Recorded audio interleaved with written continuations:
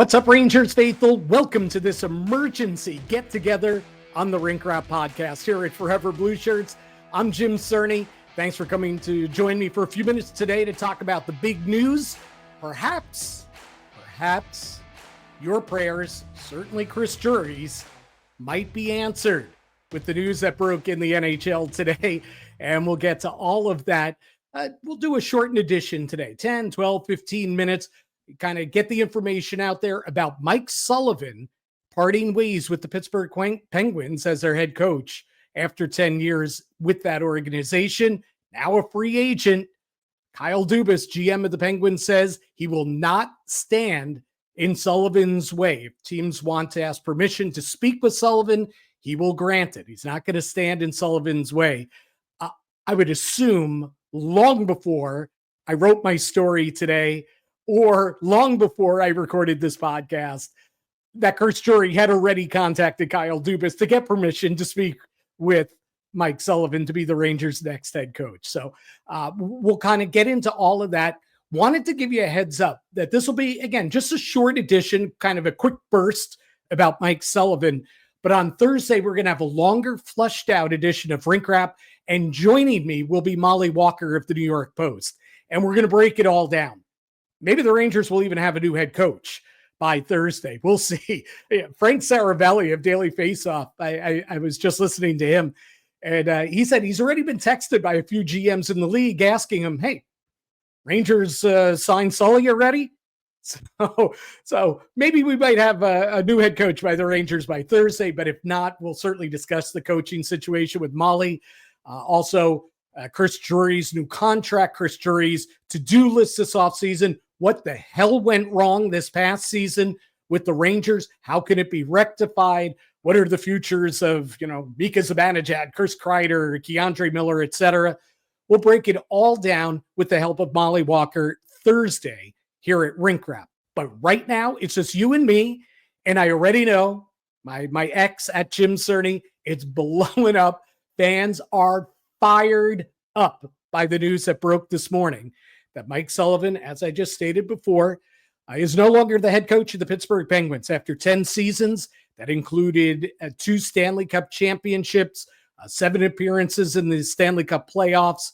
Listen, one of the best coaches in the game right now, certainly the best available coach in the NHL right now, and a guy that Chris Drury has targeted ever since he became general manager in 2021. You might remember he was Sully was Drury's first choice to be the next head coach of the Rangers when he fired David Quinn in 2021. Before Gerard Gallant was hired, Mike Sullivan was the guy he was targeting, but Sully was under contract with the Penguins. And then, of course, a couple years later, when Gallant was out and before Peter Laviolette was hired, Drury wanted Sullivan again, but there was the big long-term contract extension, massive money from the Pittsburgh Penguins that Mike Sullivan put pen to paper with. And so he stayed in Pittsburgh. And again, Drury went through and went to his second choice or third choice or however far down the line he went. But we know that neither Gerard Gallant nor Peter Laviolette were the first choices for Chris Drury. He has wanted Mike Sullivan ever since becoming GM. Now he's got his shot at him. And to be honest, the Rangers could hire, looking down the road, we could look at this in retrospect. They could hire, let's say, David Carl, and he could be the greatest coaching hire in Rangers history, right? When it's all said and done. But immediately, Ranger fans would be pissed, smoking angry if Mike Sullivan is not the head coach, if somebody else ends up being hired as head coach for the Rangers this offseason. So we'll see. I expect it to happen. You expect it to happen. I think everybody expects it to happen. Drury wants this one, and the Rangers probably need it. And I think if Mike Sullivan comes in as head coach, first of all, there's going to be a major jump in play. Even if Chris Drury just retools the roster a little bit, even if he doesn't blow this thing up, even if we see a lot of the same cast of characters come back, I think that this team will make a massive jump back because Mike Sullivan's got the gravitas. He's got the voice. He's got the experience. He's got the leadership. He's got the rings the players will listen to.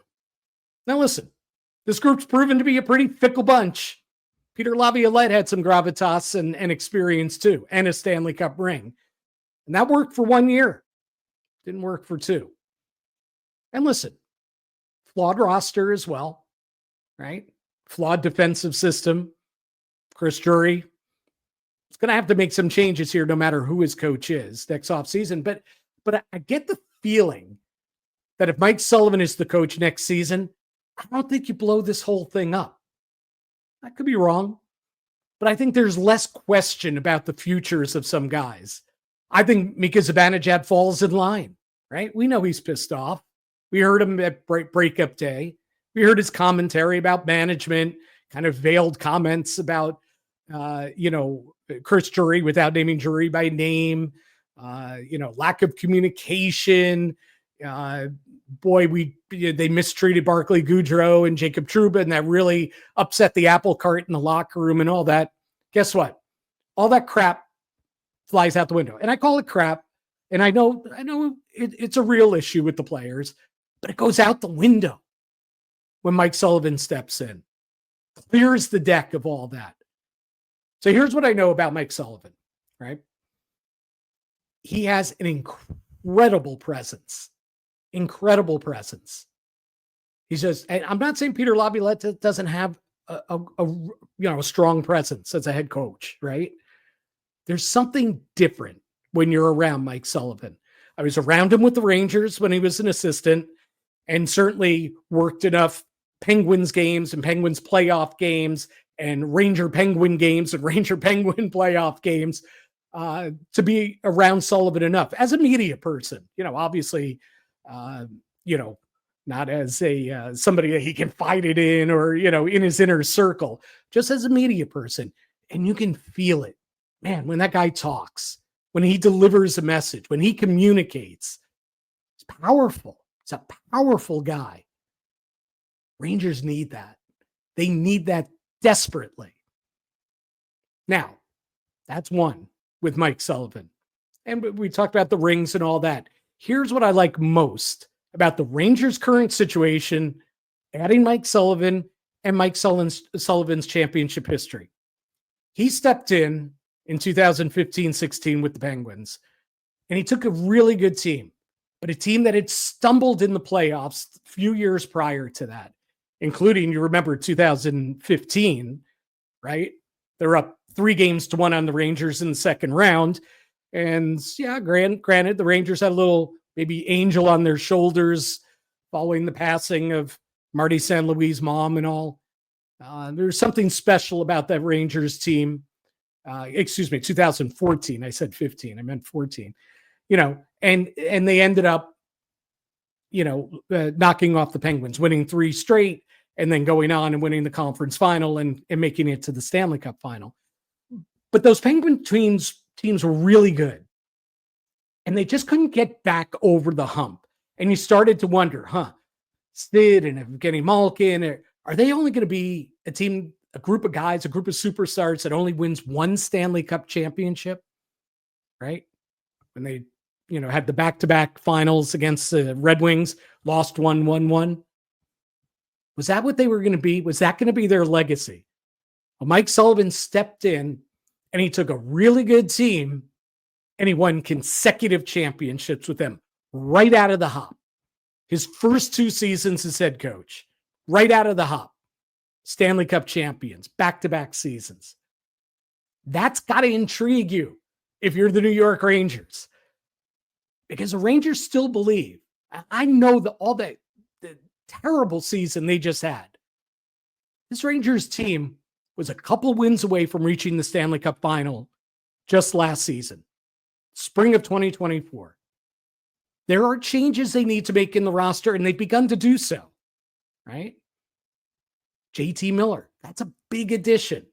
JT Miller in that series against the Florida Panthers, not saying he's the great equalizer. Would have helped. Rangers could have had better forecheck, could have had the puck more, different mentality, right? So just a thought that the Rangers may not be as far off as this past season makes you think. And if they're not that far off, boy, is Mike Sullivan the right hire. I mean, this is landing in your lap if you're Chris Drury. Now, listen, Rangers aren't the only team that wants Mike Sullivan or that Mike Sullivan may want. I think the Rangers would love to get this over and done with as quickly as possible because I think as teams get eliminated in the Stanley Cup playoffs, let's say Edmonton goes out in the first round. Let's say Vegas. Vegas is, quick to change coaches and, change up the mix, players and coaches. Let's say they go out early, first or second round. Those are teams that could be of interest to Mike Sullivan. But I think at the end of the day, right now, as constituted, I think this is probably a two-team race. It's the Rangers and it's the Boston Bruins. And I think if you look at where each team is, each coming off massively disappointing season, right? Neither one made the playoffs. I think you have to like the personnel and where the Rangers are a little bit better than Boston. Now, what does Boston have? Well, Sully's from the Massachusetts area. He was a Boston University guy. He coached the Boston Bruins for 2 seasons. That was his first head coaching gig in the NHL. Oh, and his son-in-law, Charlie McAvoy, plays for them as well. So take that all for what you will. I think the Bruins would be a serious contender to land Mike Sullivan. I just think, and I'm not trying to put on the Ranger rose-colored glasses or to view everything from the Rangers prism, but I think standing back, looking at it objectively, boy, it seems like the Rangers are a good fit here. He gets it. He was in New York for a number of years with John Tortorella as an assistant. He played a massive role on that team. I remember John Tortorella coming into the room. It was breakup day. I forget which season it was. 2010, 11. I don't think it was 12 or 13. I think it was 10 or 11. And Tortorella, unsolicited, coming up to me and a couple other writers. I know Andrew Gross was there at the time. And going off unsolicited on how Mike Sullivan should be a head coach in the NHL. Teams are crazy if they don't interview Mike Sullivan to be their next head coach. And somebody's even crazier if they don't hire him to be their next head coach. Well, for the Rangers' good fortune and Tortorella's, Sullivan lasted through 2013 with the Rangers, then went with Torts to Vancouver after that for a season, and then ended up eventually becoming head coach of the Pittsburgh Penguins. And obviously the rest is history. Winningest coach in franchise history, the 2 cups. Okay, we talked about all that. All the success he's had. And oh yeah, this guy knows how to coach big game players too. He knows how to coach superstars. So if you think, I don't know, Artemi Panarin's not going to listen to the coach, or Mika Zibanejad's not going to listen to the coach, Sidney Crosby listens to this guy. Evgeny Malkin, Chris Letang. And I know things haven't gone great for Pittsburgh these last few years, but those guys swear by him. Swear by him.